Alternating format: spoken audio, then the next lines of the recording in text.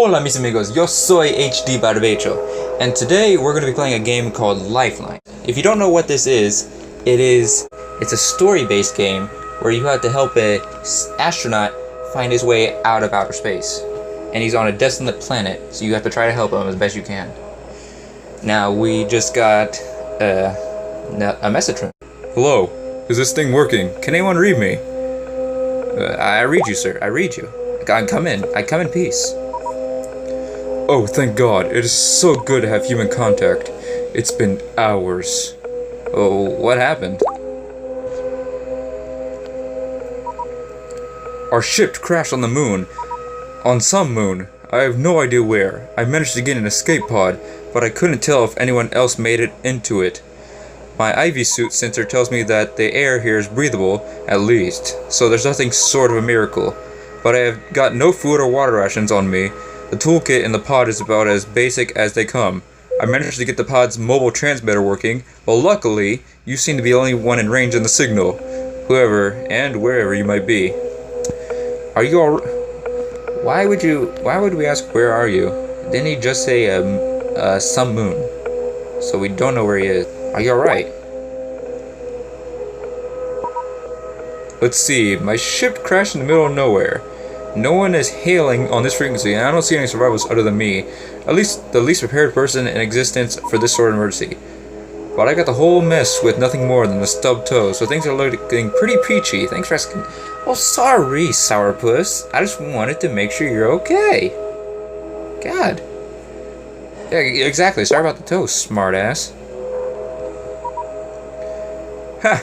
Yeah, well, I've been told I use sarcasm as a weapon, and right now I'm not armed with anything else. So let's hope if there I can't read. So let's hope that if there's any sort of little green men waiting to jump out and attack me, they're vulnerable to ironic comments and eye rolling. Oh hey, my name's Taylor, by the way. Probably should have led with that, sorry. Anyway, why don't I tell you what I can see from here? Maybe you can advise me on where to go. Alright, so my escape pod came down in some kind of desert. The ground is all cracked white rock. There's a huge white peak a few miles away. Oh, kilometers, I guess. They try to get me to think metric for the trip, but some things are just hardwired. It's weirdly symmetrical, like it might be from a natural formation. My IV suit's compass places the peak northwest and then in the opposite direction in the southwest, to be precise. Are two funnels of black smoke from what I have assumed to be pieces of Varia. Best case scenario, it's only two pieces. The crash site looked closer than the peak. What do you think I should do? If the crash site is closer than the peak, maybe you should check the crash site first since it is closer, and that would save a lot of time. So check the crash site. Yeah, cool, that makes sense. There might be other survivors. Fingers crossed. It's not actually possible to cross your fingers in an IV suit, but just take my word on it. Or at the very least, there should be sun supplies I can use. Okay, I'm headed south. Looks like there's smoke in at least an hour, or whatever the metric equivalent of an hour is. I'll let you know once I'm there. And he's busy. So, in this game, it actually takes a little bit of time, but it actually notifies you when he would actually go to certain places that he needs to. So, I'm going to be sitting here for probably, I'm going to say 20 minutes. And we're back! You like that little transition, don't you? For you, it was like a second. For me, it was like a couple days because stuff and other stuff. But we're back. Holy crap, it's a lot further than it looked. My legs feel like jello, and I'm help me. I can't talk worth shit today. I don't know why. Anytime I try to read, my brain just goes out into the distant planets of nowhere and parties till the end of time. I don't need it. I don't need it. Not at all. Not at all. Holy crap, it's a lot further than it looked. My legs feel like jello, and I'm maybe halfway there. Great, now all I can think about is how much I want jello. Oh yeah, while off camera, I tried to continue the whole story so that way I could be good through this Let's Play, but I'm not done yet. So, we'll just go through what I have now. Okay, at long last, I'm inside of the Varia, or what's left of it. At any rate, it seems to have cracked hard once it hit the atmosphere. Like I figured, it came down in two major chunks, with a ton of scattered debris thrown around just to make the whole scene look terrifying and post-apocalyptic. In any case, it's working. I'm appropriately terrified. Looks like the flight deck came down pretty far from the crew quarters. Where do you think I should go first? Alright, I'm headed that way. If there are any rations to be found, that's where they'll be. Things are getting kinda messy though. Give me a minute to scout around. And then he came back. Okay, well this wasn't expected, but still. I found some of the crew. It's oh man. Hang on. Sorry about that. I had to go be sick behind some rocks. I wonder how much gravity he has on that planet. Like, if you went to go be sick, is it just floating up in the space, or is it just like, I don't know, that'd be... What would happen if you were sick on the moon, and you puked on the moon? I don't know. There's less gravity there, so your puke could just fly into space, or something. So there are a few crew members who were apparently pretty near the Varia hull split. I can't tell who they were or how many. They're all sort of fused to the metal or to each other. He just looks at the metal, and there's just that one, his captain, just fused. He got his hand like this, like, hello. Oh shit. What? I'm sorry. I'm so sorry. Forgive me. I'm new to this. I try. And I don't know, we might have lost some crew when we lost the pressure. Behind the sealed door to the rear quarters, though, I found the rest of the crew. Anthony, Totter, Colby, Adair, all dead. All of them just dead. I don't see Captain Aya anywhere. I don't know. I don't think I can do this, knowing that all of them, every one of them is just... He has to keep moving, otherwise he is going to join them. He's going to die. Right. Thanks. That makes sense. The longer I spend staring at them, instead of trying to figure out a way out of this mess, the closer I get to joining them. God, that's the most morbid thought I've ever had to think. Okay, so, past the bunks, there's a corridor door that branches. The way to the gallery looks pretty scorched. The other option is the lab. I'm afraid of what I'll find if I check on my rats. If the humans didn't make it, what chance will the little guys stand? Well, it's time to like good news, bad news. Good news, all my handwritten notes on the maze running and food seeking habits of sprue dolly rats in various gravities, they're totally intact. Oh my god! Finally, at least those were intact. Those were the important parts of this journey. Nothing else but those things. Thank you. Can you please send them back home so I can study them and figure out what scientific great knowledge you have acquired? So you can start worrying about this whole trip was for nothing. We got the goods. Alright, that's good. I was worried. Bad news, their cage looks like it's been through a cage match. Half crushed, wrapped from the heat. And the rats are nowhere to be found. I'd love to believe that they escaped into the ducts and they're all going to start repopulating this barren moon. I'm gonna leave my notes here. Who knows? In a million generations, those could be the planet's sacred historical text. Good-ish. I won't starve to death. I have rat food pellets and a half-full bottle of water bottle. Look at that. I called it half full. Feel more optimistic already. So I guess I can count on my blessing and snack on rat food for a while. Or that can be a distant plan B and I can go hunting for people food. It'd be easier to stick with rat food, because if you don't stick with the rat food and try to find people food,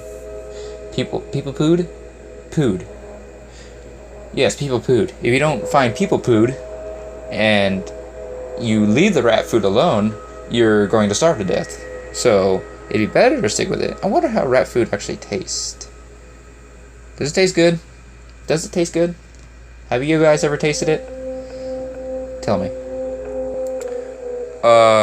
Yum? Rat pellets may count as calorie intake, but they're not about to win any awards for flavor. If I close my eyes, I can imagine that they're, nope, it's no good. I doubt anyone could trick themselves into thinking these were anything other than what they are. Eating rat food on the moon. Sounds like a lousy prog rock album. Tastes like one, too. Okay, this is pretty good incentive to try to get into the gallery and get some real food. Either that, or I'm gonna start making plans to bunk down for the night, and just hope that I dream about something that'll get this taste out of my mouth. I sent him to the gallery because if he really wanted some people food, I let him get it. Or at least try to. This door is super stuck. Fortunately, I'm not above bashing it with scrap metal, because confidentially, I don't think we're getting our deposit back on this ship. I'm gonna keep at this for a bit because this is the best bet at finding rations. If I can get through this damn door. Okay, I don't want to say this. It's impossible, because that sounds like I'm exaggerating. So let's just say that getting into the gallery is improbable. Highly improbable. It's starting to get late. Anyway, the sun, Tau Ceti, is getting low on the horizon. I need to think about bedding down for the night. So what do you think? Keep bashing this improbable door in the hopes that it'll give in before I do? Or forget it for now and figure out my sleeping arrangements? You don't want to exhaust yourself. Just, you need to make yourself sure that you're full of energy and you're calm and you're good and nothing will harm you. So you just got to get some good shut-eye. You'll be good and strong in the morning. Just forget it for now. Cool, thank you. I think I needed someone else to tell me that it was okay for me to stop beating myself up. Guess it's time to start trying to figure out some sleeping plans. Alright, let's think through things here. Try to figure out what my next move is. And hey, just to add to the magic, it's getting dark. And it's getting really cold. Tau Ceti is down now. And I don't mind telling you, it's darker than a goth kid's journal. And colder than prom queen's shoulder. So here are my options as I see them. I can stay here in the wreckage, although without power to the ship, I can't really reseal any door I've opened. So I'll have a roof over my head, sure, but I'll be exposed to the elements. Or I can head to the rear of the ship and pitch a tent near the reactor engine, which is nice and toasty warm. I can tell you from the squishy heat lines it's sending off into the night. You like that science speak? Squiggly oh. Squishy heat lines. I guess cartoons have really got to me. Squishy heat lines. That's some advanced level terminology right there.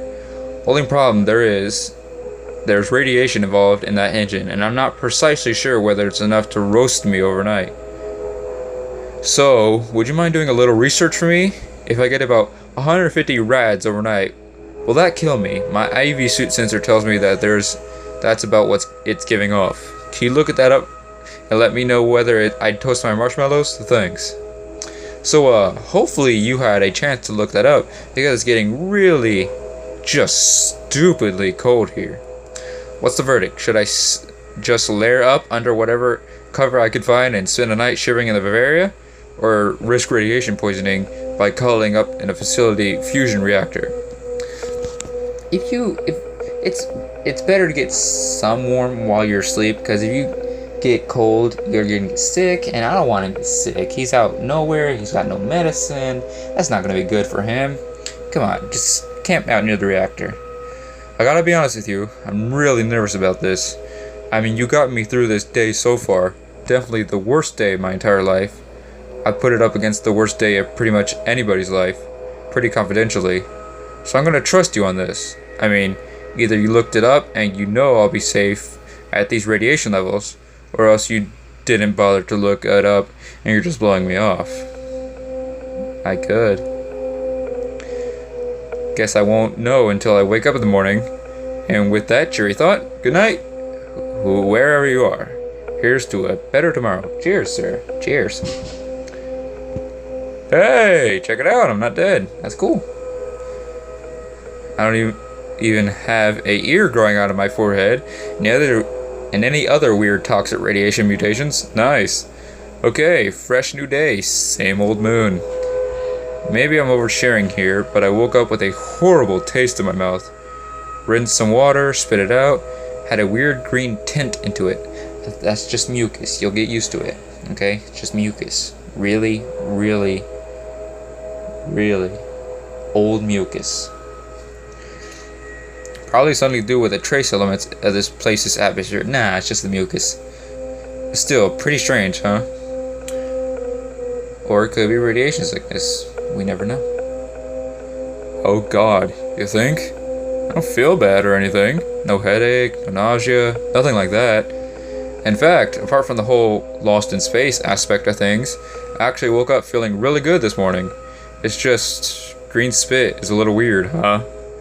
Man, I sure hope it's not radiation poisoning. It'd be tough finding a matching bone marrow donor around here.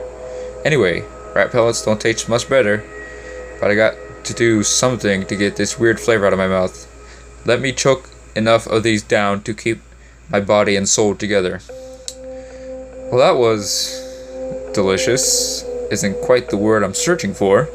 Maybe sustenance? That science word, that big word is, and maybe just barely, but it should hold body and soul together for today's field trip. Should be plenty of time to go check that strange peak in the north and still make it back to the Bavaria before nightfall. Just one more pass over the ship, make sure everything's locked down, and then I'm packing some rat food and water and heading up. I'll keep you posted along the way. Back to where my escape pod came down, looks like it rolled over during the night. Wow, those winds are pretty strong on this moon. It's like a hurricane just all over this moon. It's got the elements are not nice on this moon. I guess the wind caught the chute and dragged it a little ways. Oh, never mind. Damn, must be some pretty high winds. It moved probably 10 feet. Okay, then never mind. But hey, that's only, what, 3 meters? That doesn't sound so far. Things are less freaky and metric. Damn, looks like the patch I was on is blocked off. I was tracing this shallow canyon, but I hit this huge boulder, way too big to climb over. What do you reckon? Should I look for some quick way around it, or back out of the canyon and try another patch altogether? I think it'd be better just to find another way around the canyon, so that way you can at least say you found something on this excellent trip. Okay, I'll give it a shot. Honestly though, this terrain looks pretty unforgiving. Listen, there's just no way around this thing. Not enough footholds to get even a few feet up it, or meters up it, whatever. These canyon walls look like nothing but loose rocks too. And surprise, surprise, there's a science fair champ. As a science fair champ, I'm pretty much the definition of a indoor kid. I don't think I'm cut out for the rock climbing. Thoughts? You know, I'm not pretty much of a outdoorsy kind of guy. So I agree with you, man. I agree. I'm just like you. The outdoorsy people have to stay inside because the sun, it burns us. We're like vampires. When we go outside, our skin bubbles, and it's just not really good. We're even uglier outside than we are inside. So I agree with you, man. Just back out. Go away. Go home. Yeah, I'm with you. I think that's the right call. The whole boulder situation looked like a death trap waiting to be sprung. There's a gentle slope up the canyon wall, a few 100 yards back. No, I can't rattle that off in metric. A hectobunch. Picto buttload. I hate to lose time from doubling back, but it's preferably the whole breaking a leg, 5,000 pico buttloads from the nearest hospital scenario. Anyway, off I go. So, I'm having one of those dilemmas that only people stranded on a moon can have. Bear with me here. Okay. I'm standing at the lip of this huge crater. I mean huge. As in, if I weren't terrified of dying alone in deep space at any given second, I'd take a moment to be really, really awed. Problem is, this marvel of geography is smack dab in the middle of where I'm headed. So it's either a slog around the perimeter, making a big semicircle in one direction or the other, or else trying to get my luck easing down the slide and then cut straight across. There's certainly something to be said for the shortest distances between the 2 points. But people don't usually factor giant craters into the equation. What do you say? Oh! Good thing I was recording, because I guess while we were reading, it was a new part. So, more story. Should he walk straight across or walk the perimeter? Well, it is a huge crater, so if he goes straight across, he might be stuck if he goes in the crater, so it'd be better just to walk around so that way nothing will happen. We'll know the guy's safe. Let's just walk around the perimeter. Alright, this is probably the safest call. All flat surfaces up here. Flat, dull, plain, plains. Whee! Look, the most exciting decision I'm anticipating in the next couple hours is whether I should take off walking left or right. And since I don't have a coin on me because there are a few landromats of video arcades over here, I'm leaving this one up to you. Should I walk this stupid hole in the ground clockwise or counterclockwise? This could be the most important decision you make all day. It won't be. Clockwise is left. Counterclockwise is right. Right or left? Right or left? Eeny, meeny, miny, counter. Wow, counterclockwise? That is a very daring choice. As I take off marching to my right, in a big gigantic circle on an unknown moon, the poorly trafficked quadrant, knowing that your strong, clear decision-making skills have made all the difference. Clockwise sucks. Counterclockwise rules. Yeah, man, go with that enthusiasm. Yeah, you do that. This whole swim against the tide, get hit in the face with all the best fish. Oh boy, I think I'd used up all my enthusiasm. Great. And I still got an awful lot of walking left to do. I'll message you when I get to about a halfway point.